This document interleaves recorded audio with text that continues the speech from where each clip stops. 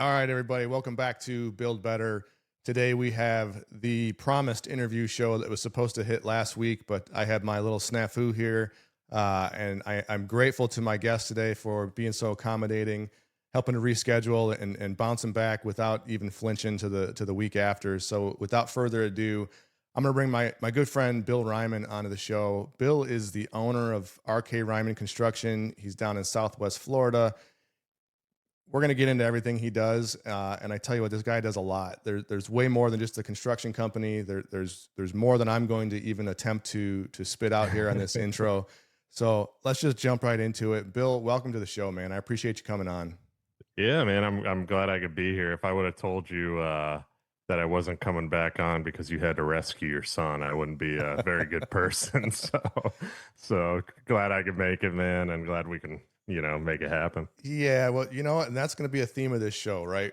We're both busy guys. We both run multiple businesses. We both have growing families, and stuff just comes up sometimes. And if you can't bend and flow, you're not going to be here for a very long time in this space, especially in the construction space, right? It's so chaotic to begin with. You got to be able to kind of bob and weave. I think going off of that, man, I don't think there's ever really a set schedule.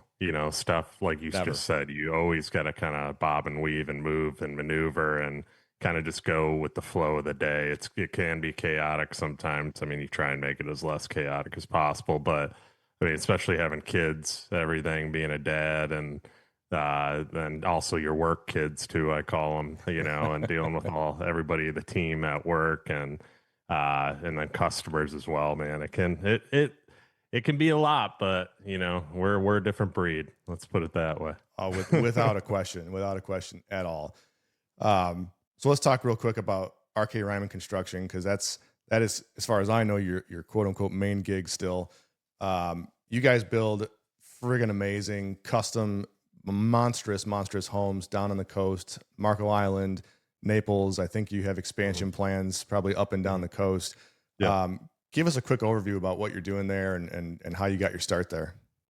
Yeah, man. So just a quick background. So we started in 1995. Obviously, I didn't start it back then. I would have been in third grade.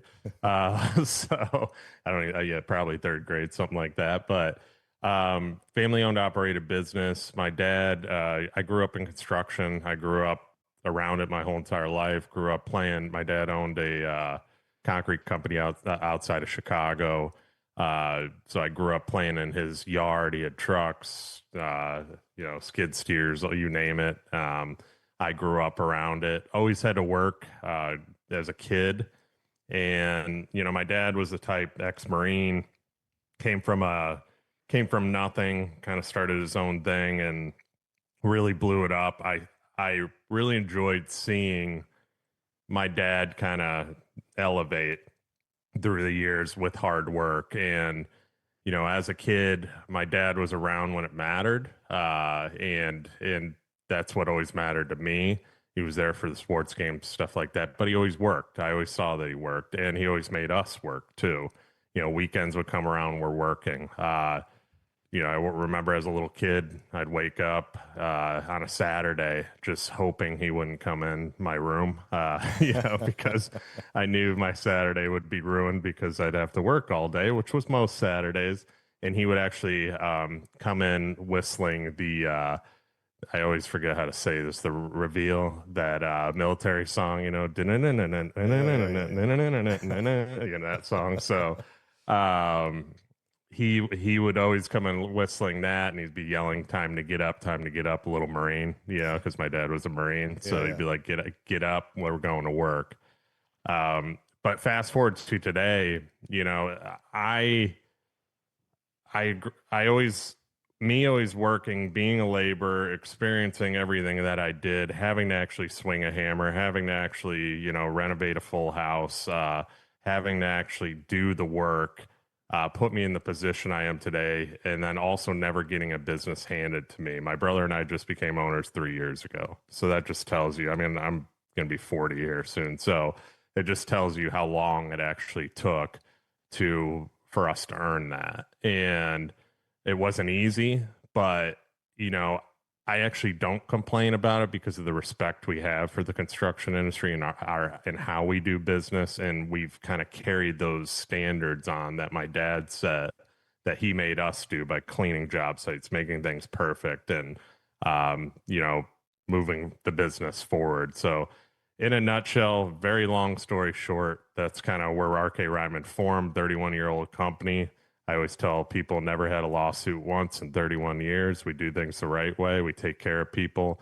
We have a great client base that are all raving fans of what we do just because we always do things right. So That's awesome. It's an awesome story, and it kind of echoes not my own story, but the story I'm writing now. So, without getting into my background too much, I didn't grow up in a construction family. My father was an entrepreneur, and I watched him grow his business and kind of had the same mindset, right? Like he worked his ass off. He traveled a ton, but he was around. He was around when he had to be. The guy used to go and when we moved to Detroit to Michigan from Chicago area was when he was traveling really the most. And he would get up in the morning, you know, kiss us on the forehead, say goodbye, fly to Los Angeles for meetings, and he would fly back the same day so he could tuck us in at night. wow. And like the dude did this for a long time. But anyways, I've got three boys right now, or total. I'm not having any more. We got three boys. They're older than your kids, and we can get into that if you want. But I have a 19-year-old specifically is our oldest. He's got his own gig. He was the one I had to help last week. He had a little truck trouble. He started his own company recently, and he's doing kind of call it kitchen refinishing, remodeling. And he's doing it on his own. He's building it up from zero. And people ask me all the time, like, don't you want him to work for you? Or doesn't he want to work for you? One of the two. And my answer is always, well, yeah, I would love that. Like to look, you know, however many years into the future and think like my three sons are somehow involved in the business. Like that's awesome, right? It's a goal. It's a sexy dream. It's pretty cool. But here's the reality. I didn't have the business built up enough to the point where I wanted him to come in and be an active part in it. And I always told him, like, listen, dude, you can come work for us, for your mom and I, but you're not going to be working for us first. You got to get out there. You got to get out there and get your feet wet, get your hands in the mud, you know, and actually do something for somebody else, especially first. And so he did. His first job he took as a carpenter for a firm we use, a subcontractor we use. But he caught the bug at 18 years old, and he's like, I don't want to work for anyone else. I'm going to go work for myself. So now it's like that weird dichotomy. Like, all right, I'm supporting him. I want to see this succeed, but I also kind of want him to like come back to this side of the table at some point. So it's fun, man, and it's always changing, and it's, you know, you watch your kids grow up and see what you do, or you watched, you know, your dad, like it's an amazing learning experience, I think, on both sides of the table. And it's one you can't recreate. You can't really even tell about it effectively because it's just different. Right. And it's just unique, and it's fun, and it makes this life kind of worth living. Yeah, 100%, man. Like now that I have two kids, and my son is going to be 3 soon, it's like you, the drive, like that push to kind of like, you know, because kids are sponges. We all know that. And like my Totally. son at the age he's now, or he is now, he's starting to like repeat things I say. So now I really got to watch what I Yeah. Be say. careful. Yeah. You know, I gotta, you know, watch my mouth. So, it's, but it's so cool, man, seeing him look up to me and kind of he's always wanting to be around me, follows me around. Like when I go to work, he knows I'm going to work. Like, when I work around the house and I'm home, like on the weekend, you know, he's like, I want to be big helper. I want to help you, you know, and he holds the tools or whatever. It's just like, you know, I look back at my life with my dad, and like, I used to do the same thing. I used to remember, like, you know, my dad would work out. He had a gym, like, and like, or my dad working all the time and watching my dad at work and like always looking up to him too. And that's what kind of shaped me into who I am today, right? but there's things my dad did that I can improve on too, right? Yeah. Like my dad was never perfect. There's some things like, once again, my dad was an ex-Marine, very hard-headed, not the most like huggable, lovable guy. I mean, he is now with his old age, but it's starting to come out of him, especially with grandkids. But it's like with us, it was always very hard-headed, stern, kind of, and I don't want to be that way necessarily with my kids. Like, I give my son a hug. I say I'm proud of you more and stuff like that too. So there's that certain transition, but I do, like people like yourself too, like what you were just saying, I look up to you just because like, your son's older. You've been through it. I can go to you for advice on some stuff too. It's great to have connections and friends like yourself but I'm looking forward to, I mean, that's awesome to hear your son, like 19 years old, starting his own business, man. At 19, I wasn't doing that. Like, there's no chance in hell I was doing that. I was thinking about beer and chicks and, Right. whatever. So it's like good for him because he's getting a head start in this world. And it's like, I wish looking back, like, I wish I was more like that in my teens, my 20s. Like, we would be well ahead of where we're at now, but it's God's plan. God had a plan for me. It might have been a little bit slower than others. And I think I got my head pretty straight now from what it was back in my 20s. So, Man, there's a saying that I absolutely love, and it's something along the lines of, you want to make God laugh, tell him your plans. Right. yeah, spot on. Hey guys, I hope you're enjoying this episode of Build Better. Now listen, I need your help. If you're getting anything out of today's show, if you're learning something, if it's making you laugh, if anything of value whatsoever, please do us a solid and like, share, comment, and subscribe. The more reach we get, the longer we can do this, and the more guests we can bring on. It is really a small ask, but it helps us out a ton. Now back to the show. If I had started at 19, like really hard charging as an entrepreneur, oh man. And I've had that conversation with my boys since they were old enough to listen. And actually all three of them have sat with me at times, but especially the older one. Bill and I are both in Arate Syndicate. That's where we met, 6 years ago or so. And my oldest especially used to sit on my lap and watch Arate calls with me.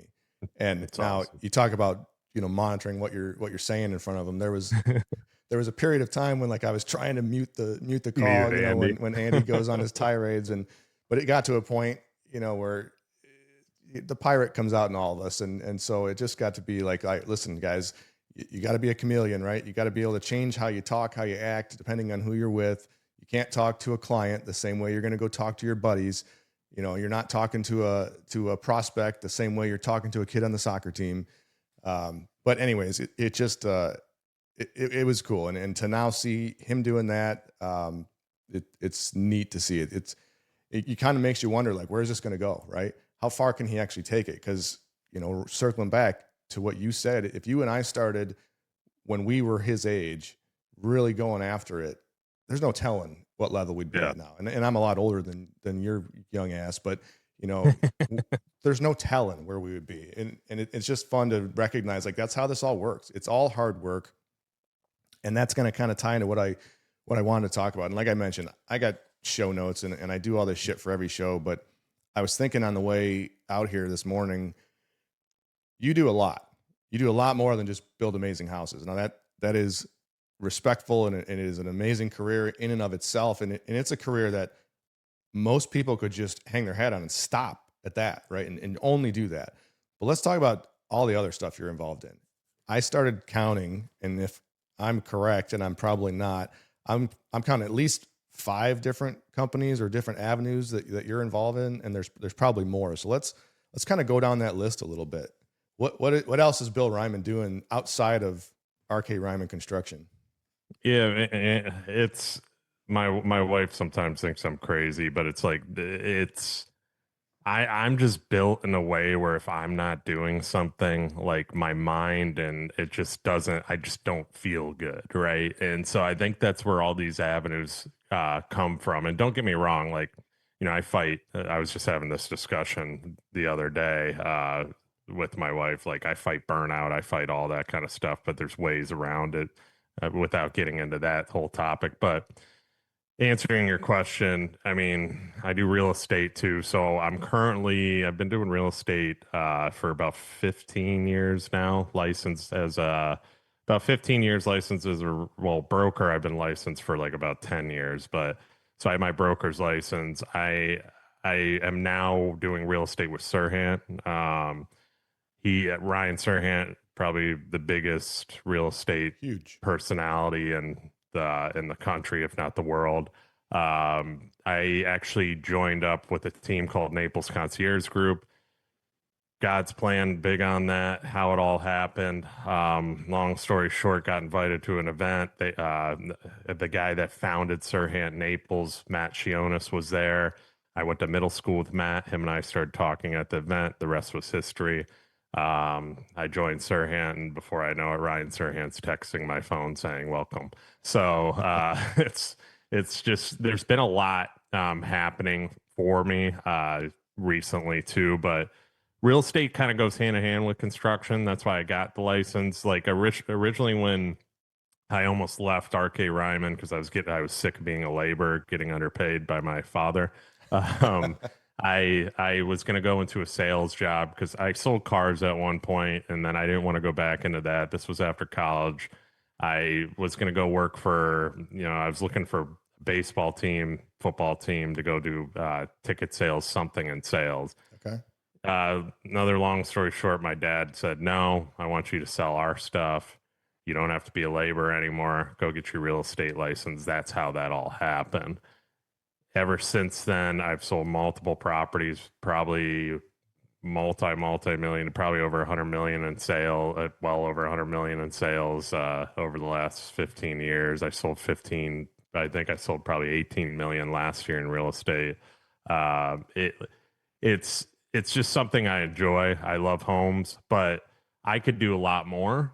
I'm just too honest with people, I think. And I've figured that out too. Like if I price something out, I price it where it should be. I just had this happen with one of my clients. I actually told him that too. He listed with another realtor because she said he can get 500,000 more than what I said. He ended up selling it right where I said. And I brought it up to him. And I was like, "Hey, saw you sold it for right where I said." He goes, "Yep." And I was like, I go, "I guess I got to lie and to get listings, and tell you a bigger number than beat you up all the way down to where the price goes." So he was joking with me. He's like, "You'll get the next one. Don't worry, blah, blah, blah." So it's happened a few times, but my real estate career has been great. Like I said, it could be better if I wasn't so, when I see a house that's crappy, I tell the people that this house is crappy and I would never sell it to you. So most realtors wouldn't do that. Right. But I guess I think that is it earns people's respect for me, because they want that honesty. There's so many people in real estate, they don't get that honesty. So that's where I've done pretty well with it. Another thing I do, so I'm really working on this year is the property management side or, home watch, maintenance, stuff like that. I started Reiman Home. So it's home watch maintenance service, basically, and anything and everything to do with the home. I have about 12 of them now that I manage on a regular basis. Um, Really starting to try and put a focus on that because I think there's a big need for that type of business, especially with my connections. Where I stand out with that is I actually have the subcontractors. I can get people there probably the next day versus other companies. They don't have those types of connections. So I can get anything taken care of. I had a roof leak the other day. I had my roofer there the next day, stripping off the roof, putting on new plywood, and putting on a new underlayment. That just shows you how fast I can move. Yeah. So that's another focus I've had. Besides, I have those three. I mean, I have a hobby shop on the side too that I do. That's another thing. Ryman Interiors is something that I'm looking forward to starting with my wife in the future. Just because our kids are so young, we haven't put full effort into that. That'll be something coming. Reiman Properties is another thing, but based with Serhant right now. Reiman Properties would probably spin off into like more of an investment type thing. So that's kind of in the works too, as I talk to people, and Naples continues to explode with just people wanting to be here. I mean, very blessed to be where I'm at, man. I've been here, like I said, 30 plus years, and this town is really just blowing up right now. And then, yeah, back to the hobby shop. That's like, because I'm a psychopath, and why not start a business on the side that, that when I'm sitting around, when I have all the time in the world doing nothing. I have an eBay store. Currently have about 400 and something 5-star reviews. I handwrite a letter every single time I sell something. Sports cards, memorabilia, you name it, I do it. And it's just kind of, I enjoy it. Like, I enjoy building that shop. The vision with that is I would like to start a hobby shop. Now would probably be the time to do it because the card market is blowing up once again. But I wanted to start like a higher end, like type hobby shop with like cigars, draft beer, like where people can talk cards, trade, have a drink, have small bites, more of adult type, for our generation, like type thing, not so directed towards kids. So I own the rights to that. Somebody actually asked me for the hobby hour name, but I wouldn't sell it. I love it. So that's another thing. And then in the future, man, I'm really wanting, once, now that I have a marketer and I have some people kind of taking the load off of me on that avenue for our company, like I really want to start putting a focus on AI coaching, stuff like that. I've had people approach me to coach. I just am not ready. I want to be able to give them my all. I don't want to just say, yeah, I'll coach you, and then I half-ass it. So that's probably something in the future too, because I've been approached multiple times about that. And I'm just like, hey, maybe in the future I'll let you know. So just a lot cooking, man. I think, people say, how do you do it all, this and that? Like, I have a lot of great people that work on our team. Our culture is it's unbelievable. And I'm not just saying that. Like, we really, really have great people. Like, and I have people calling me, wanting to be a part of that culture. I have a guy that I'm talking to now that probably will be our next superintendent, because as we, keep doing more in Naples, I need somebody up there. And he called me. He's a friend of a realtor. He lives up in Cincinnati, and works for a big builder up there. But he said he listened to 40 some episodes of the podcast and the ones with my team, and he wants to be a part of something special. And we're going to keep going. I'm big on a vision. Our vision is to be the largest luxury home builder in the state of Florida, and I know we can get there with the right people. And it's a slow pace. I've learned patience over the years, incredibly, because I've been very impatient with things. And things are cooking, and they're happening at a really good pace right now. And there's just a lot. There's stuff I can't even talk about that's coming up too, that I'm excited about. So yeah, that's kind of it all in a nutshell. Just a few things. Did you guys Yeah. did you guys actually hear that? For the listeners, this man just rattled off, I don't know, 15 different avenues that he's kicking ass in. You threw out a few that I had no idea of. The hobby shop thing, that's incredible. I mean, in your side gig, Bill is running multiple companies, and he still has a side gig to keep himself busy in his quote unquote free time. That's And on top of being a dad, man, and that's the thing too. Like, people, one thing, like, people are like, balance, work-life balance. I don't think there is a work-life balance, to be honest with you. I think as long as you're present when you get home, that's what matters. And as long as you have a great partner too that understands that vision, knows what you're doing. You're not just going off to work to hide, and when I get home, like, no matter how tired I am, I give it my all with my kids. I always do. I give it my all for her. I help with the dishes. I cook dinner, a lot of the times too, or she cooked last night, but we rotate, stuff like that.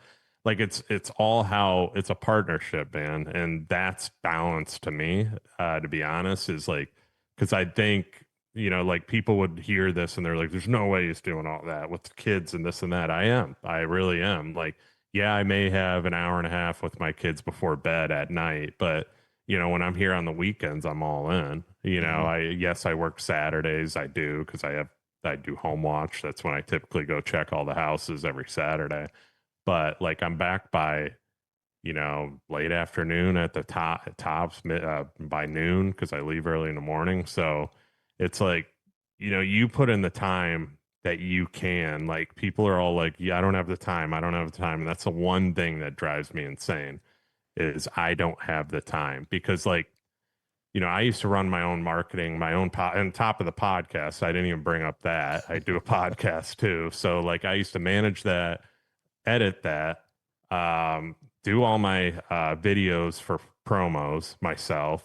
I'd be up till 1 o'clock in the morning doing them on a weekday just to try and get them out. I'd post them. I'd do all my own social media edits too. Now I have a marketing team that does all that for me, so it can free me up to do other things. So it's like you gotta like when my marketer says I don't have, which she never does because she knows she won't say that to me. But if she said I don't have the time to do that, I did her whole job, my whole videographer's job, and on top of running a company and doing all the stuff I do now.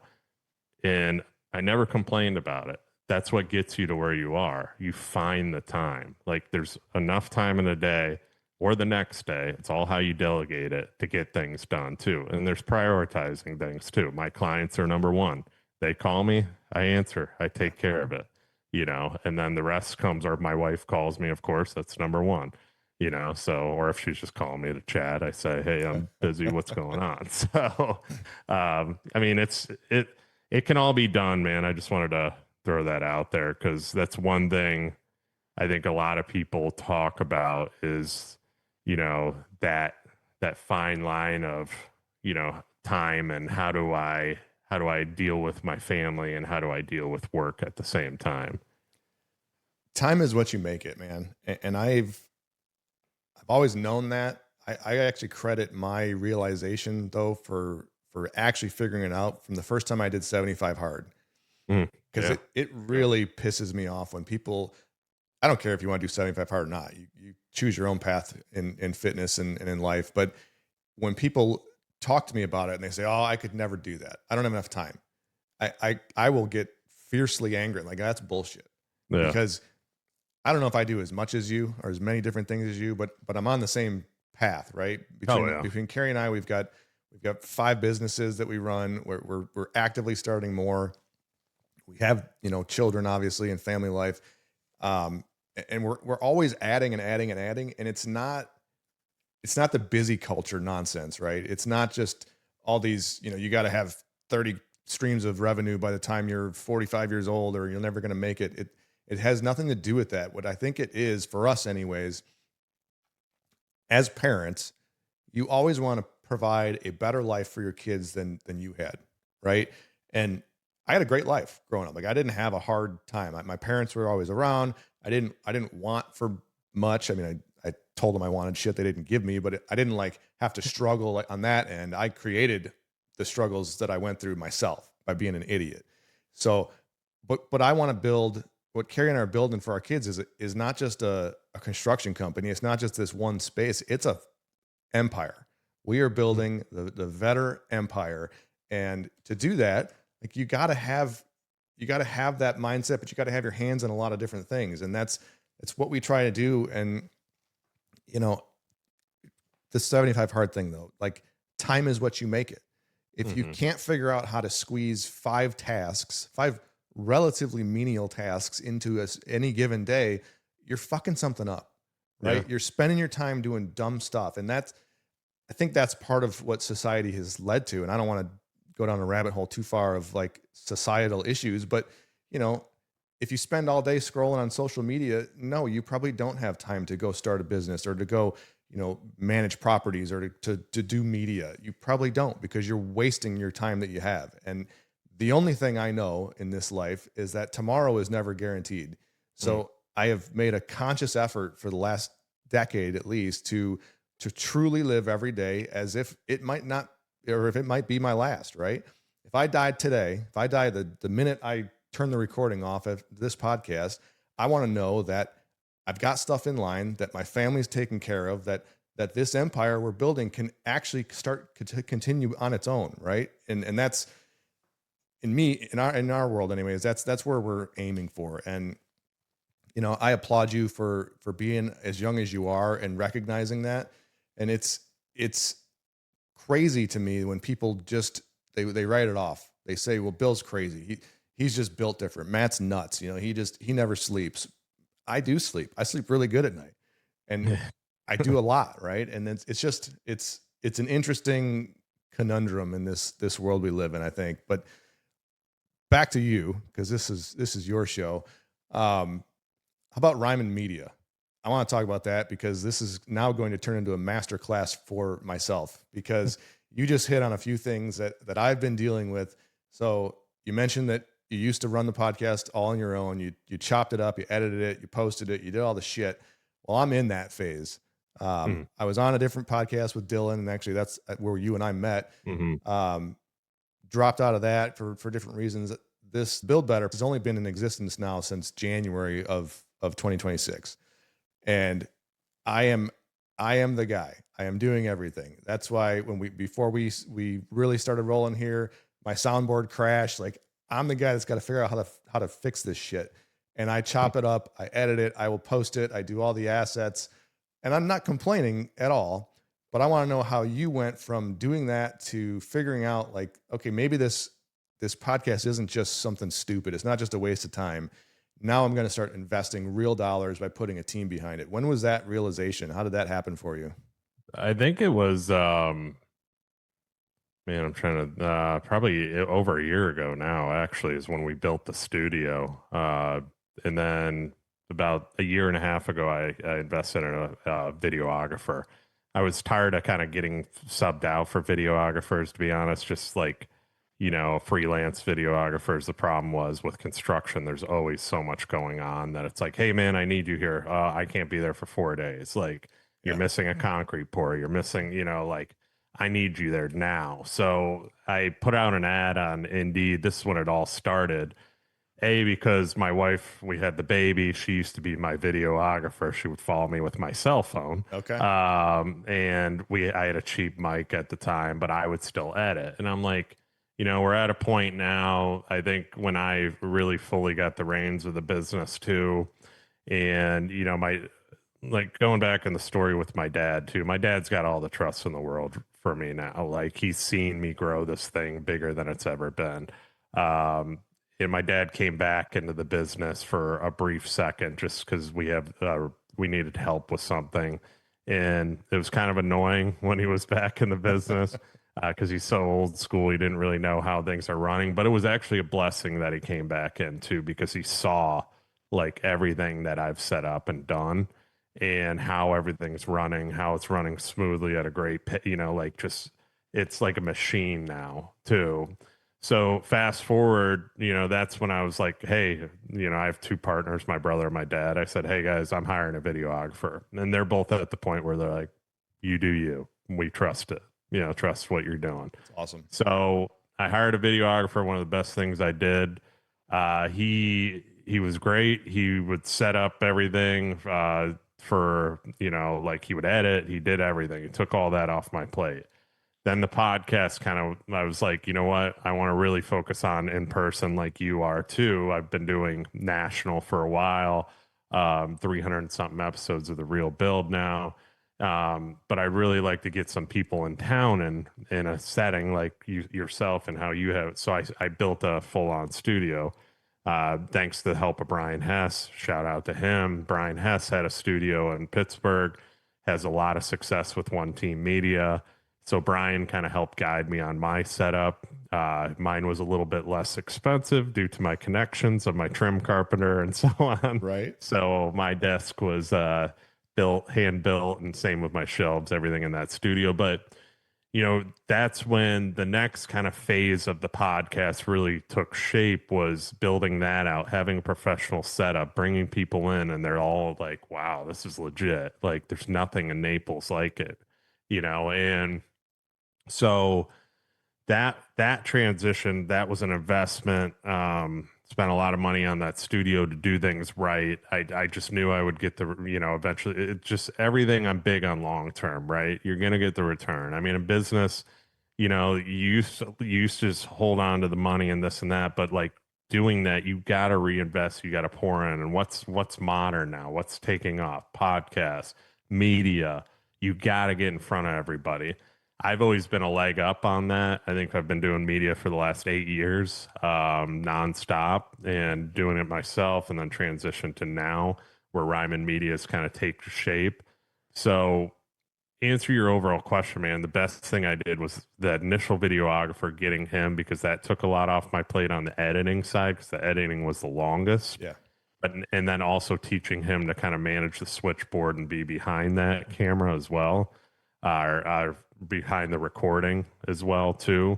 And then now, fast forward to today, the next piece that I hired was a marketing coordinator, and I I'm very good with gut instinct and hiring, and that's where I found Giselle. She was actually in a sales job, and in my mind, she was very successful in sales. But if you're successful in sales, you're going to be a hell of a marketer. Yeah. So we hired Giselle. She is now my marketing coordinator. She now coordinates everything, which is another piece of this, as you know, is the scheduling, setting things up. Like you and I know directly here Right. that you and I are horrible with scheduling because we're very busy. So now I have Giselle handle all my scheduling, setting things up, putting calls together. She's also coordinating the podcast, making sure the studio's ready. She's scheduled out. She's got us scheduled out for the live show all the way through September now.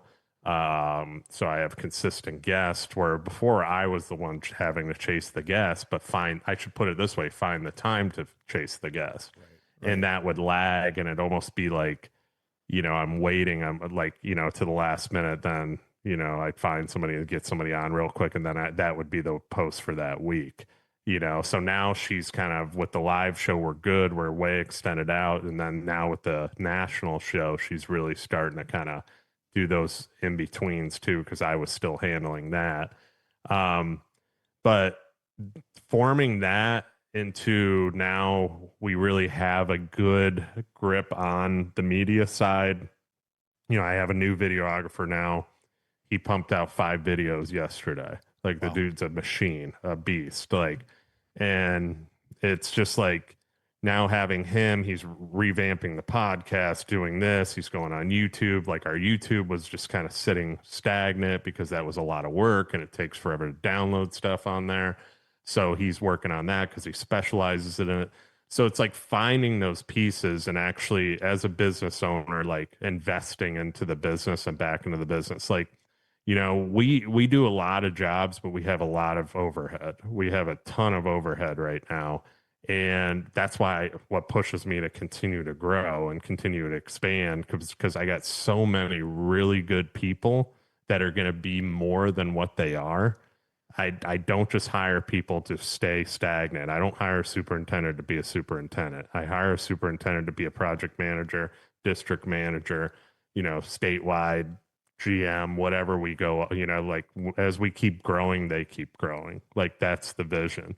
They're leaders. Like going back to Giselle, hiring her as my marketer, I told her, this position is going to be such a big position because you are going to handle the whole entire marketing side of the business as it grows.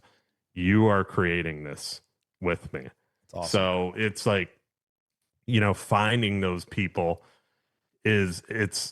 I enjoy building business, man. Like, it's really become fun to me, like that side of it. Like, just finding the team, building the culture, really having such a tight knit group. Like, she came from another big business, and she is really enjoying being with us, because she even said to me, she's like, the one thing I really like about you is you give me the ability to make decisions.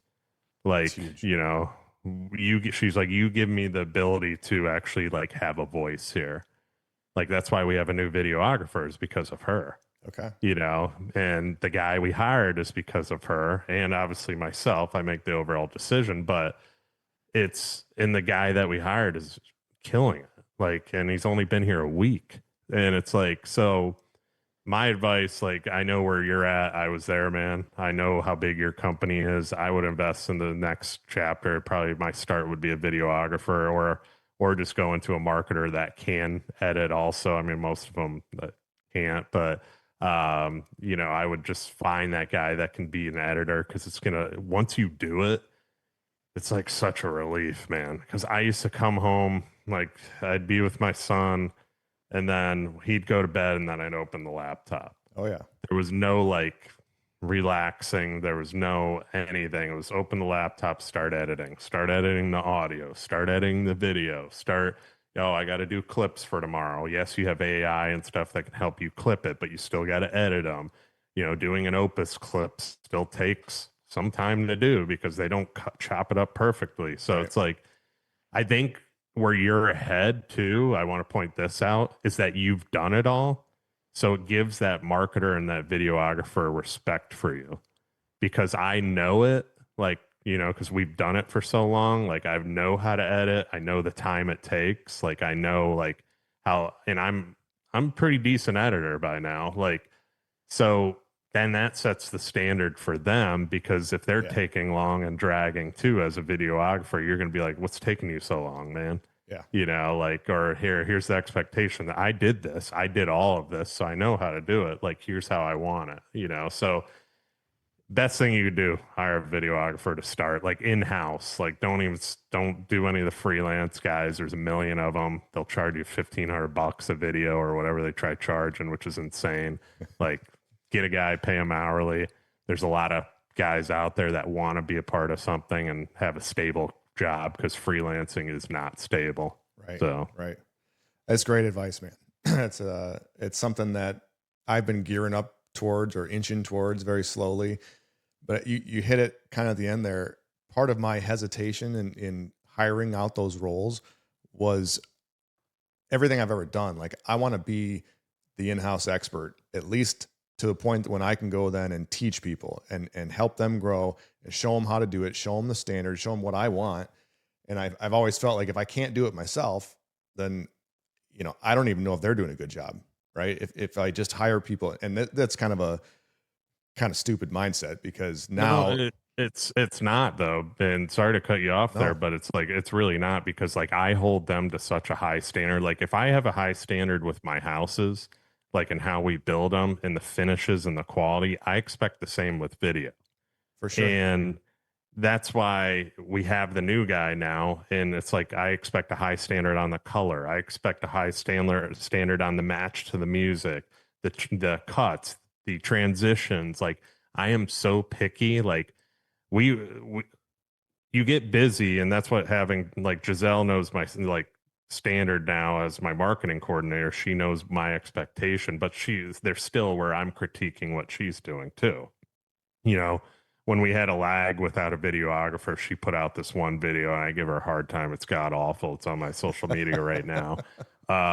It was like the music, like, it looks like I'm like one of those looks like Squid Games, how their voice Like the doesn't match to overdub. the, yeah. So that's happening, and then all of a sudden it goes into the house and it's quiet, and then the music kicks on, and then the camera's shaking. She threw it together, whatever. I give her a hard time, but it's like, I have such a high standard for the quality of content that we're putting out. I'm constantly critiquing what we're doing.